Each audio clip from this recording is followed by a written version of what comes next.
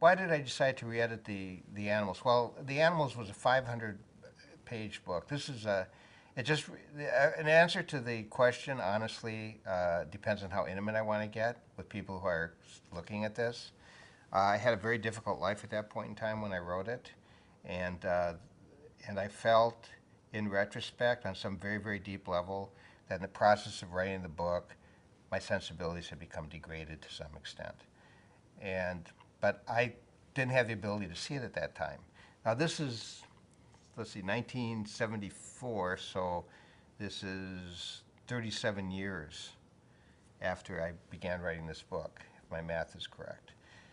And so for 37 years, actually probably from the end, so I'll make it 33 or 34 years, I've been in denial about certain things and I didn't realize it. So about 3 months ago, I'm in my office and I'm looking at my mantelpiece because I remember the exact moment and I thought, there's something wrong with that book. I sat down and in 2 hours I took out 100 poems. It was no longer than that. I just took them out. I haven't looked at it since. I didn't go back to see were those the right poems. I just took them out and made some other adjustments to increase the kind of the level of technical sensitivity of the poetry itself. And that's it. And I feel that as a smaller, more focused book, it eliminates the problems I had 37 years ago that were basically personal problems that caused the writing to basically be not as good as I think it can be now.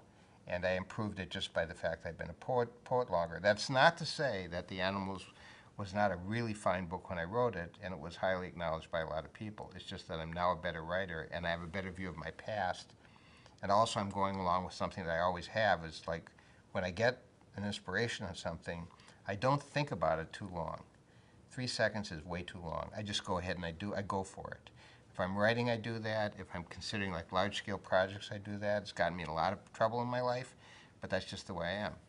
I think it's part of just what I do and the way I approach life itself.